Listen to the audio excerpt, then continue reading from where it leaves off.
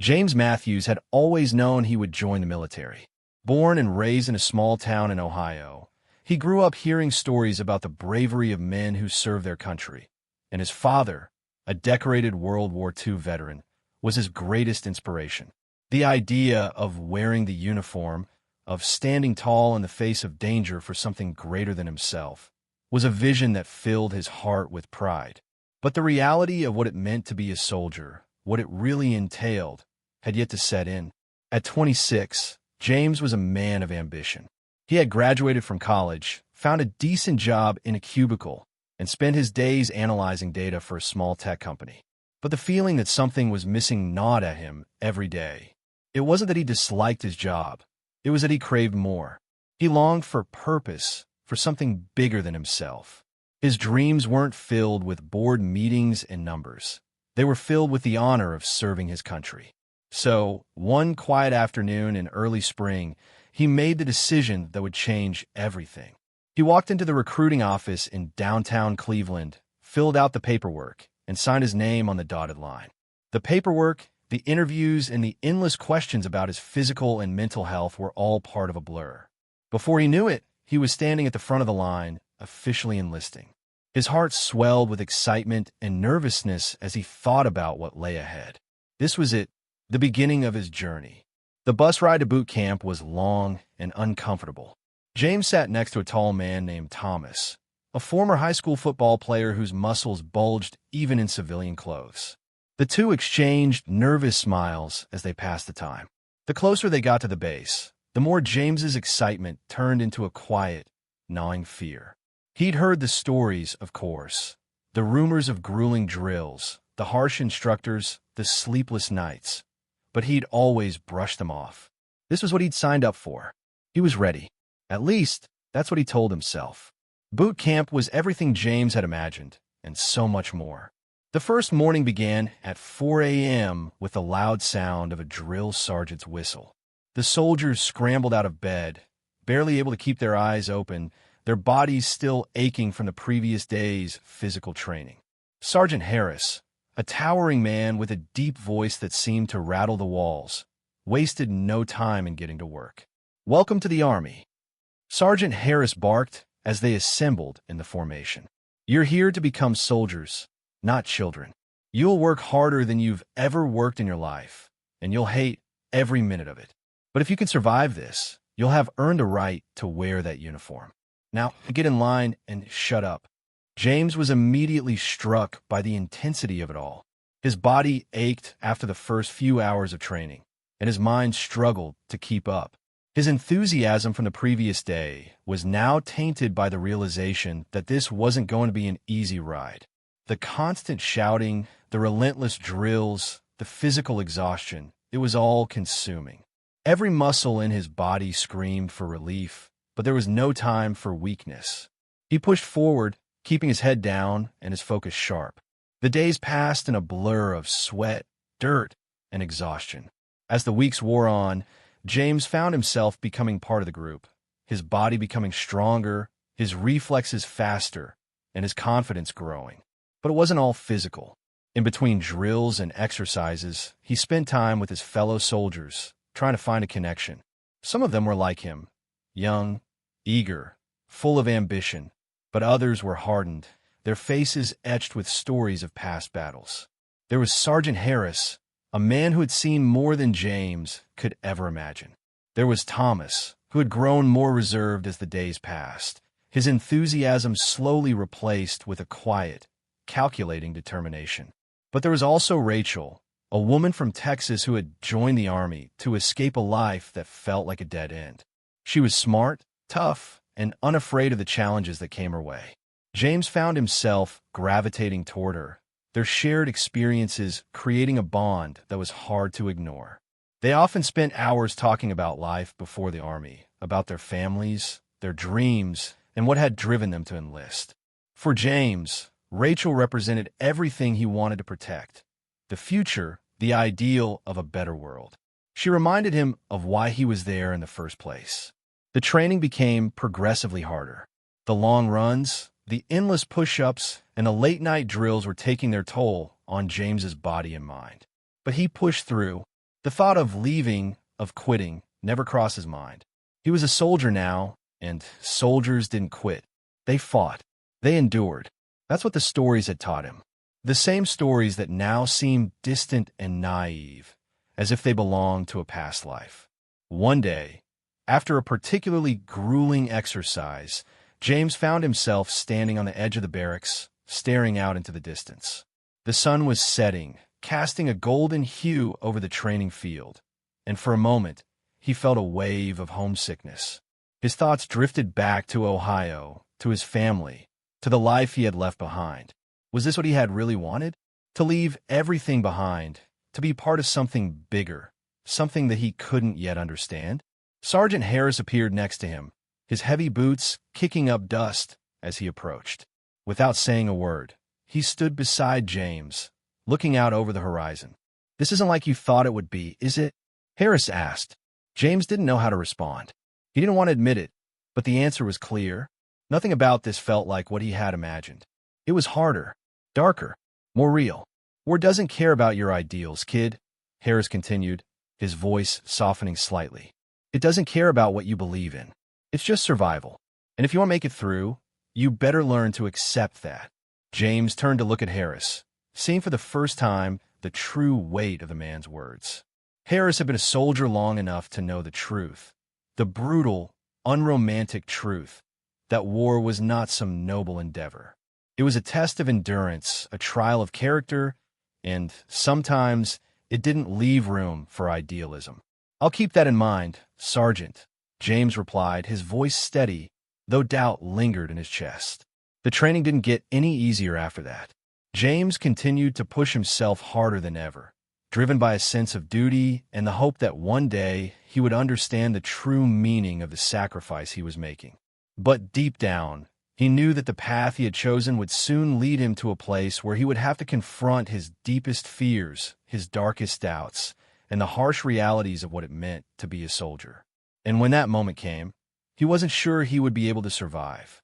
James Matthews had always imagined that the hardest part of being a soldier would be the training. He had heard about the grueling physical challenges, the relentless drills, the long nights under a harsh sun. But now that he was finally here in the field, preparing for deployment, he was beginning to understand that the true test lay beyond the training camp. The world had shifted, and nothing he had learned in boot camp could have prepared him for what was coming. He had heard whispers of the situation overseas, rumors that the conflict was escalating, that the U.S. was getting more involved. But as they boarded the plane, James couldn't shake the feeling that nothing had quite prepared him for the reality of war. He had expected the pride, the sense of duty, but the closer they got to the conflict, the more his stomach churned with doubt. Sitting next to Thomas, who had grown quieter and more serious over the past few weeks, James couldn't help but notice the tension in his friend's eyes. Thomas had always been the type to crack jokes, to lighten the mood, but now he seemed withdrawn. His hands were clenched tightly, his gaze distant, and James could see that the excitement he had once felt for this mission was slowly turning into something darker. "This is it," Thomas muttered, his voice barely audible over the hum of the plane's engines. James nodded, unsure of how to respond. The uncertainty in Thomas's voice reflected his own feelings. No one spoke much during the flight, the weight of what they were about to face hanging over them. They were soldiers, trained for combat, but none of them had truly experienced what awaited them on the other side. They arrived in the early hours of the morning, greeted by a blistering heat that immediately drenched them in sweat. The camp they were assigned to was basic, just a series of tents set up in the middle of a dusty, barren landscape. The heat was overwhelming, the air thick with dust and tension. The sounds of military vehicles and distant explosions filled the air, and the stench of oil, sweat, and fear clung to every surface. James couldn't help but notice the eyes of the other soldiers as they moved through the camp. There was no excitement here, only exhaustion, fear, and a quiet resignation. These men and women weren't heroes, they were survivors. They had seen what war did to people, and now they were just trying to make it through the next day. The camaraderie James had experienced in training felt like a distant memory. This was a new world, one where every step forward could be his last. The first few days in the camp were a blur of briefings, equipment checks, and more physical training. James was issued his weapon and told to familiarize himself with it. But every time he held the rifle, it felt foreign in his hands. This wasn't like the training exercises. This wasn't about earning a badge or completing a drill. This was real, and James could feel the weight of it pressing on him.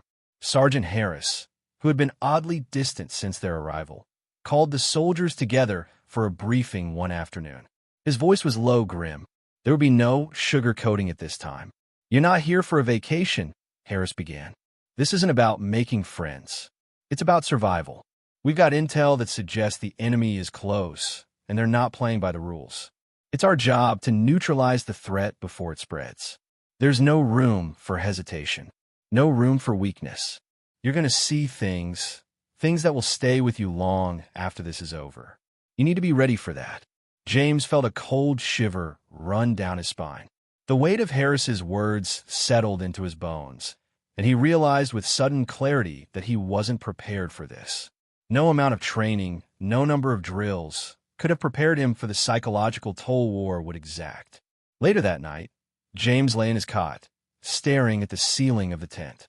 The sounds of distant gunfire and the occasional rumble of an explosion drifted through the thin fabric, and he couldn't help but wonder if this would be his last night alive. He thought about home, his mother, his father, and wondered if they even knew where he was. Would they understand why he joined? Would they understand the reasons behind the decision to fight for a country that seemed so far removed from the battlefield he now found himself on? Suddenly, the sound of an explosion rocked the camp. The tent shook and the lights flickered. James jumped to his feet, heart pounding in his chest. This was it. The war had finally come to them. The adrenaline surged through his veins as he scrambled to get dressed, grabbing his rifle and checking his gear. Outside, the chaos had already begun. Soldiers were running, shouting orders, and scrambling to their posts. The camp was under attack. James's mind raced as he tried to make sense of the situation. The fear that had been lingering in the back of his mind now took center stage. He wasn't ready for this. He wasn't ready for any of this. Thomas, looking pale and wide-eyed, sprinted past him, muttering to himself, "Just keep moving. Just keep moving." James grabbed his rifle and followed, his heart pounding in his chest as they ran toward the perimeter of the camp. The air was thick with smoke and dust, and the ground seemed to tremble beneath his feet with every explosion. This wasn't a drill. This was war. As they took cover behind a pile of sandbags, James could hear the enemy's voices in the distance, their movements too close for comfort. He felt a knot tighten in his stomach. His hands were shaking, and he had to fight to keep his breath steady. This was real. This was happening. "Stay down," Thomas hissed, pulling James closer to the sandbags. "We wait for orders, and we do exactly what we're told. Nothing more, nothing less." James nodded, his mind racing. He wanted to be brave. He wanted to be the soldier everyone expected him to be, but in that moment, all he could feel was fear. Fear of the unknown, fear of what was about to happen. The man who had walked into the recruiting office in Ohio was no longer the same person. War had a way of stripping away everything, leaving only raw survival instincts. The hours passed slowly, filled with tension and uncertainty. Every minute felt like an eternity. The sounds of gunfire grew closer, more intense. The explosions seemed to shake the very earth beneath their feet. And through it all, James fought to keep his mind sharp, to focus on the task at hand. But he knew, deep down, that the world he had known was gone. This was war. This was survival. The night wore on, and eventually the attack subsided. The enemy had retreated, leaving behind only the echoes of battle. James stood up slowly, his body tense and sore from hours of lying in the dirt. The adrenaline had worn off, replaced by an overwhelming sense of disbelief. He had made it through the night, but he knew it wasn't over. This was just the beginning.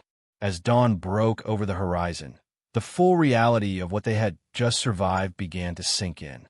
The first light of day revealed the damage, burned out vehicles, abandoned weapons, and the bodies of fallen soldiers. The camp was scarred, and so were the men and women who had fought to protect it. James's gaze fell on the lifeless form of a soldier lying just a few feet away. His heart clenched in his chest. This was the price of war. This was the cost of survival. In that moment, James realized something deep and unsettling. He was no longer the man who had walked into the recruiting office months ago. He was a soldier now, and war had already begun to change him. How much more of himself would he lose before it was all over? How much of his humanity would survive the chaos that was unfolding before him? The days after the attack were a blur of constant tension. James's mind raced with thoughts of what had happened and what was to come. The quiet hum of life before the battle had long since faded, replaced by the constant hum of machinery, orders being barked across the camp, and the ever-present hum of anticipation. Sergeant Harris gathered the men for a debrief the morning after the attack. His eyes were bloodshot, his uniform still covered in the dust and grime of battle. He didn't mince words. "We were lucky last night," Harris said, his voice tight with strain. "But luck won't get us through the next fight. We need to be better, faster, and ready for anything. This war isn't going to wait for us to get comfortable." James felt the weight of Harris's words sink in. He wasn't sure what to expect from war, but this wasn't it. He had assumed there would be a sense of duty, a noble cause behind every move, but what he had felt last night, fear, panic, survival, was all-consuming. It was raw, it was brutal, and it left no room for idealism. He glanced over at Thomas, who was standing a few feet away. The older man's face was drawn, his features set in a grim mask. It wasn't the first time James had noticed the change in his friend. The man who had cracked jokes and made light of everything had been replaced by someone else, someone hardened by the horrors of war. "Don't get too comfortable," Harris continued, snapping James out of his thoughts. "We're moving out in 2 hours. Pack light. We're heading to the front lines." The front lines. The word alone sent a chill down James's spine. His mind reeled as he packed up his gear. He hadn't been prepared for this. He had joined the army out of a sense of duty, a desire to serve his country, but now he wasn't so sure. Would he even make it to the front lines alive? He had witnessed firsthand what war could do to people. It wasn't about courage or honor. It was about survival. And James wasn't sure he was cut out for it. The convoy set out early that afternoon, the vehicles kicking up a cloud of dust behind them as they made their way across the barren landscape. James could feel the unease settling in his stomach. He kept his eyes forward, his grip tight on the rifle resting across his lap. The sun beat down relentlessly, and the air felt thick with heat and tension. As the convoy neared the front lines, the sounds of distant gunfire became louder, more intense. James's heart pounded in his chest. He could feel the weight of the moment pressing down on him. This was it, the moment he had been training for, the moment that would define who he was as a soldier. They arrived at the front lines just as night fell. The camp was little more than a few tents surrounded by sandbags and razor wire. The soldiers here moved with a sense of urgency, their eyes wary and alert. The air was thick with smoke and the acrid scent of burning debris. The sounds of distant explosions and gunfire echoed in the night, a constant reminder of the danger that surrounded them. James and Thomas were assigned to a watch post along the perimeter. It wasn't a glamorous job, but it was necessary. They spent the next several hours huddled in the darkness, watching the horizon for any signs of movement. The night seemed to stretch on forever, the tension thick in the air. Every snap of a twig, every rustle in the wind, made James's heart race. "I hate this," Thomas muttered under his breath. "I hate how quiet it is. It's like we're waiting for something to happen. Like we're waiting to die." James didn't respond. There was nothing to say. He didn't know if he hated it. He just wanted it to be over. He wanted to go home. But he couldn't go home. Not yet. Not until this was over. Until the job was done. The hours dragged by, each minute feeling like an eternity. James found himself slipping into a strange kind of numbness. It wasn't fear anymore. It wasn't bravery either. It was a cold, detached feeling, like his mind had shut down in order to protect him from the weight of what was happening around him. At some point, he must have drifted off to sleep. The sounds of distant explosions were still present, but they had become a dull thrum in the background. It wasn't until he heard the sharp crack of gunfire that he snapped back to full awareness. "Get up! Get up!" someone shouted. "Move, move, move!" The camp erupted into chaos. Soldiers scrambled for cover, grabbing their rifles and shouting orders. The enemy was closing in, and James could feel the panic spreading through the camp like wildfire. His hands shook as he grabbed his weapon and crouched low to the ground. The noise was deafening now. Gunfire, explosions, shouts of men and women in pain. He couldn't think, couldn't focus. All he could do was move to keep his body in motion, to keep himself alive. Thomas was beside him, his face pale, his eyes wide with fear. "James, we need to move. Now," he shouted. James didn't argue. They ran through the chaos, dodging explosions and falling debris. The world around them seemed to be falling apart. There was no rhyme or reason to the chaos, no way to make sense of it. They were just trying to survive. As they reached a safer area behind a row of sandbags, James felt his knees go weak. The adrenaline was wearing off, and the weight of what was happening started to hit him. He was in the middle of a war. This was his life now. This was the price of survival. "James," Thomas said, his voice shaking. "What's happening to us?" James didn't have an answer. He didn't know what was happening to them. He didn't know if they could survive this, or if anyone could. All he knew was that he couldn't think about it. He couldn't think about the future, about what came next. He just had to focus on surviving. Just one more minute, one more hour, one more day. The battle raged on for hours. James could barely remember the details. It was all a blur of movement, noise, and fear. He fired his weapon when told to, took cover when necessary, but his mind was elsewhere. He wasn't thinking about the mission anymore. He was just trying to make it through. When the fighting finally ceased, the camp was left in ruins. There were casualties, too many to count. James's heart felt heavy as he surveyed the damage. He had made it through another day, but he wasn't sure how much more of this he could take. War had changed him. It had taken something from him, something he wasn't sure he would ever get back. The man who had joined the army months ago was gone. In his place was someone else, someone who had learned the hard way that survival came at a cost. The days blurred together after the battle. The air was thick with the scent of smoke, sweat, and something James couldn't quite name. Maybe it was the smell of fear, or maybe it was the lingering sense of loss that clung to every corner of the camp. The soldiers who had survived the battle walked with a dull, exhausted look in their eyes, their shoulders heavy with the weight of what they had seen. They said little, spoke only when absolutely necessary, and moved like shadows, afraid to acknowledge what had been lost. James felt the shift in himself. It was subtle at first, a nagging thought that gnawed at the back of his mind when he was alone or in the quiet moments before sleep claimed him. But it grew louder, more insistent with each passing day.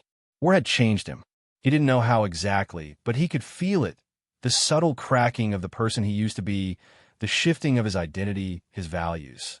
The things he had once believed in, honor, duty, loyalty, felt distant now, like they belonged to someone else, someone who had never experienced this. He couldn't remember the last time he had laughed. Not truly. The kind of laugh that made you forget the weight of the world, the kind that came from deep inside, unforced. It felt like a lifetime ago, like another person's life. His days now consisted of surviving. Nothing more, nothing less. Each day was a struggle to maintain the fragile thread that connected him to his former self. He tried to focus on his comrades, tried to find comfort in the company of others, but it was harder now. The shared experience of combat had created a strange bond, but also erected invisible walls between them. They were all damaged in some way, fractured pieces of something whole, trying to make sense of a world that no longer made sense. Thomas was no different. He had changed, too. He wasn't the man James had first met at boot camp, the one who had been full of life and laughter. Now, Thomas moved through the camp like a ghost, his eyes hollow, his gaze distant. James could see the fear in his eyes, the same fear that had been in his own when the battle first started. But Thomas was no longer just afraid. He was shattered. The silence between them grew, and James couldn't help but wonder if they would ever return to the camaraderie they once shared. It felt like everything had been altered in a way that couldn't be undone.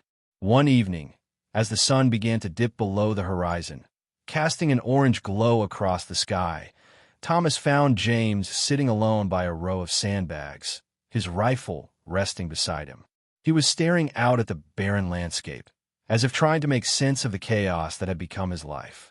"James," Thomas said softly, his voice breaking the silence like a stone dropped into a still pond. "I can't do this anymore." James didn't immediately turn to him. He had heard the words before, seen the same desperation in the eyes of other soldiers. But something in Thomas's voice made him pause, made him look at his friend in a way he hadn't before. "What do you mean?" James asked, his voice hoarse. "I'm broken, man," Thomas said, sitting down beside him. "I don't know how much longer I can keep pretending. I don't know how to go on." James felt a coldness settle in his chest. He had been trained to endure, to fight through the darkest moments, but he had never been trained for this, for watching his friend unravel right before his eyes. "We're all broken, Thomas," James said quietly, his voice distant. "Every one of us. But we don't have a choice. We have to keep going. It's the only thing we can do." Thomas shook his head, his hands trembling as he clenched them into fists. "I'm not sure I can anymore," he whispered. "I'm not sure I even want to." James didn't know what to say. He had no answers, no wisdom to offer. All he had was the truth. War had a way of stripping you down to nothing. It took everything, your sense of self, your sense of purpose, and left you with nothing but the hollow, gnawing feeling of survival. There was no glory in this. There was no honor. There was just pain, loss, and the constant ache of trying to hold on to something, anything, that made you feel human. As the days stretched into weeks, the weight of war pressed heavier on James's shoulders. He found it harder to sleep, harder to keep his thoughts from spiraling into dark places. He woke in the middle of the night, drenched in sweat, his heart pounding in his chest. The memories of the battlefield, the faces of the fallen soldiers, haunted him in the quiet moments when the world was still. The doctor said it was normal, that it was part of the adjustment, part of being a soldier. But James didn't believe them. He didn't believe that this could ever be normal, that the things he was experiencing, these fractured thoughts, this constant fear, this hollow emptiness, could ever be a part of the human experience. He saw the change in the others, too. Some of them had become more aggressive, more withdrawn. Others had completely shut down, retreating into themselves like soldiers who had given up. There was a growing sense of hopelessness among them, a collective understanding that this war wasn't just a battle against an enemy. It was a war against their own minds. Thomas was slipping further and further away. James could see it in his eyes, in the way his movements had become sluggish, in a way he had stopped speaking altogether. He had stopped eating, stopped caring.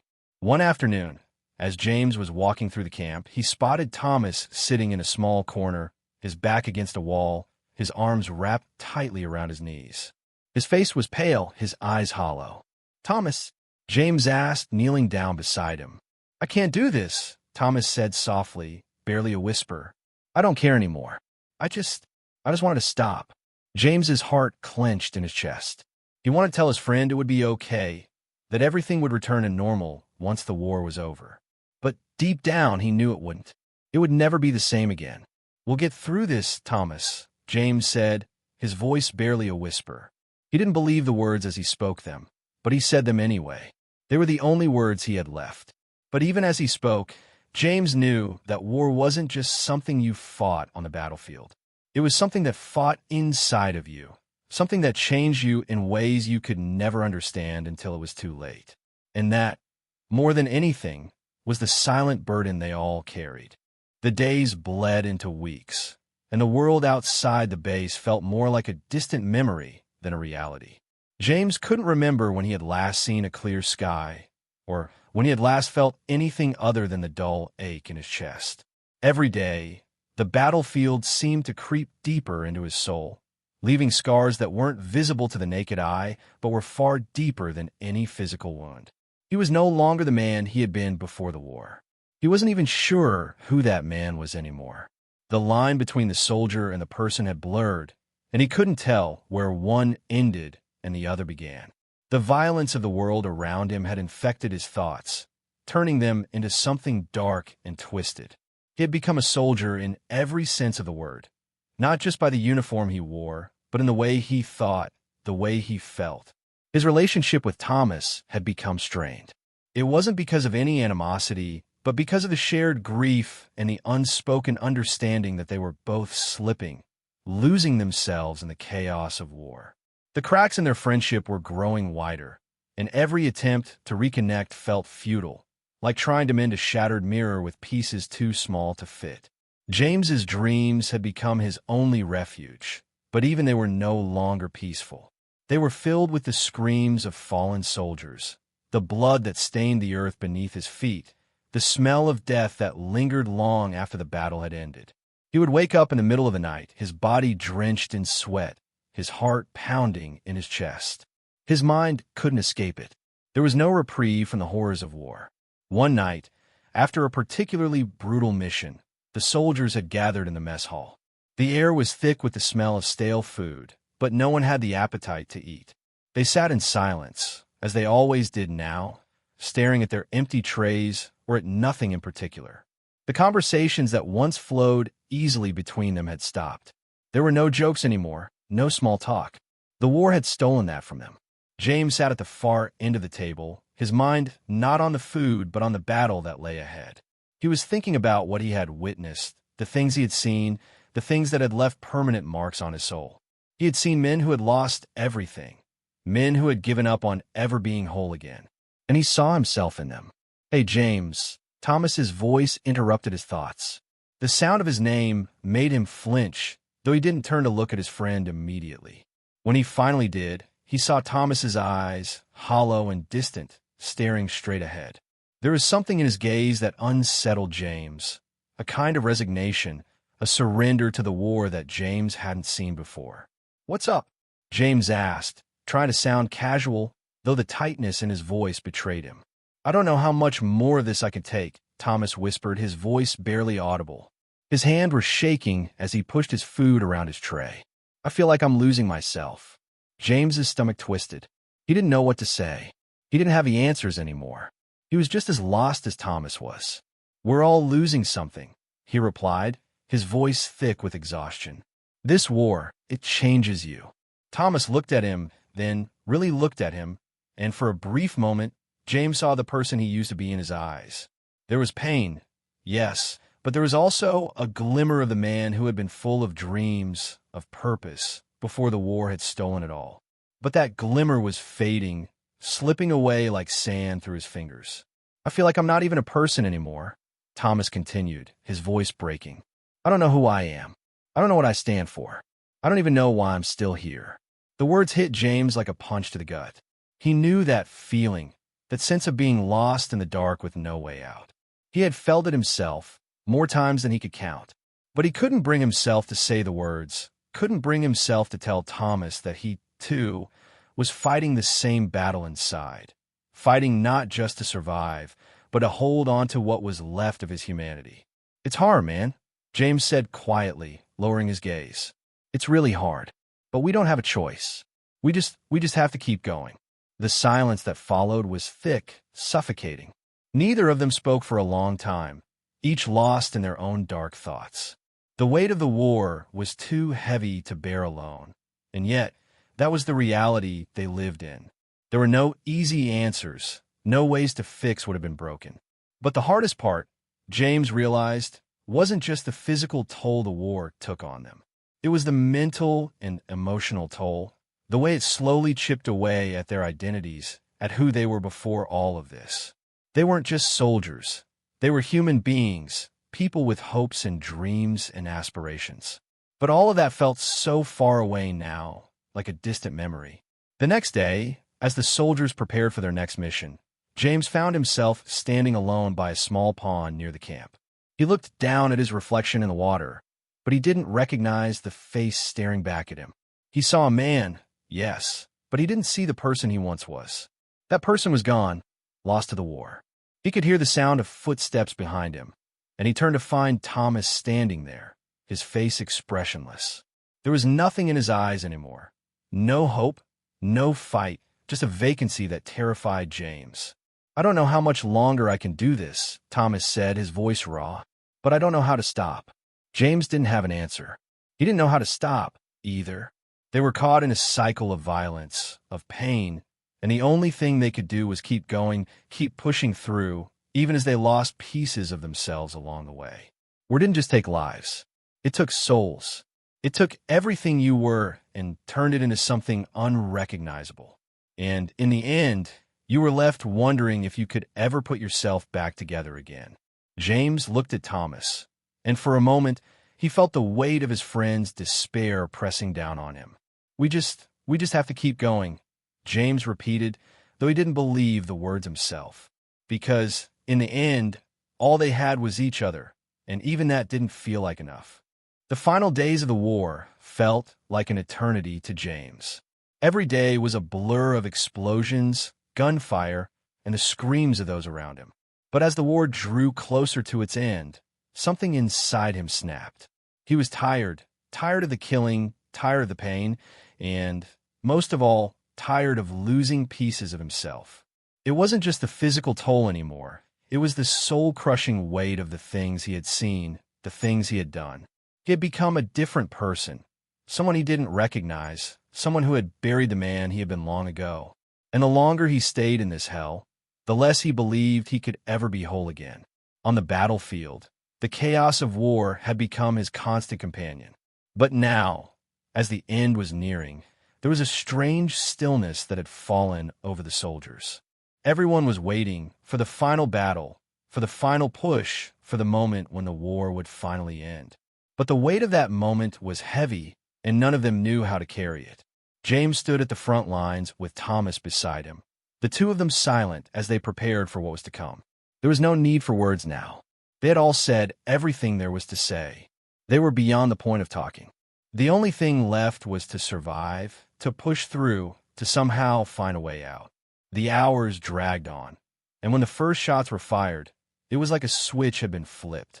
James's body reacted on instinct, his hands moving to the rifle at his side, his mind shutting down the chaos around him. The noise, the fear, the blood, none of it registered anymore. All that mattered was survival.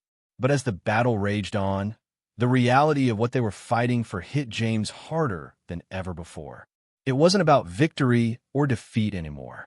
It wasn't about the flags they fought under or the mission they had been given.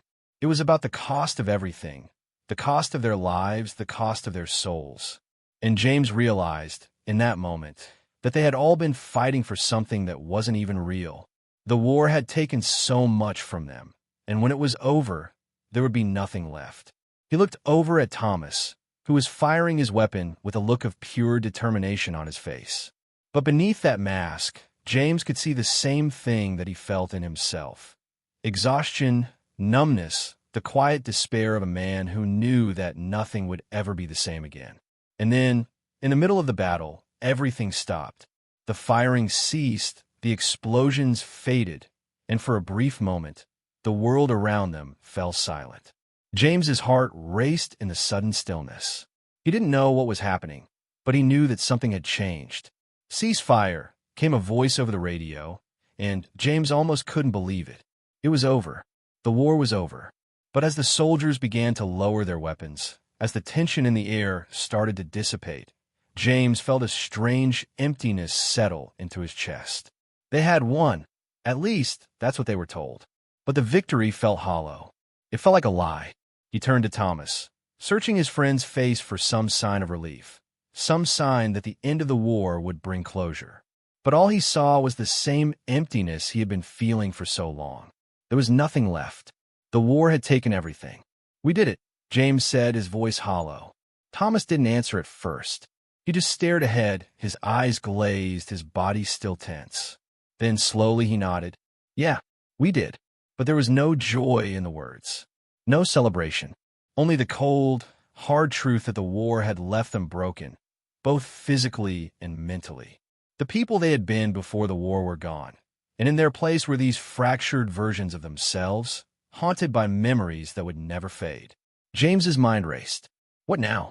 What happened when you came home from something like this? What did you do when everything you knew had been ripped apart? He didn't have the answers, but one thing was certain. The war was over, but the battle inside him had just begun. The soldiers began to make their way back to the base, their faces grim, their bodies exhausted. There was no parade, no hero's welcome. There was only the long road ahead, a road filled with uncertainty and pain. The country would never understand what they had been through, what they had lost. And even if they tried, they would never be able to. As the days passed, and they began the long journey home, James found himself questioning everything. He thought about the people waiting for him back home, about the life he had left behind. He wondered if it was even possible to go back to that life, or if he had become someone so different that it would be impossible to fit into the life he once knew. He had lost so much, and yet there was still something inside him, a small flicker of hope, perhaps, that told him he could survive this. He could rebuild himself, even if it took years. The journey home would be hard, but it would be the first step in a new battle, the battle to find himself again. The war had taken everything, but it had not taken his will to fight. He would carry the scars with him for the rest of his life, but he would fight to keep his humanity. He would fight to remember who he had been before the war, before the violence, before the destruction. And somehow he would find his way back. In the end, war didn't just destroy countries and cities. It destroyed people. It took away their innocence, their identity, and sometimes even their will to live. But there was always a glimmer of hope, a chance to heal, even if that healing was slow and painful. For James, the war was over, but the fight for his soul had just begun.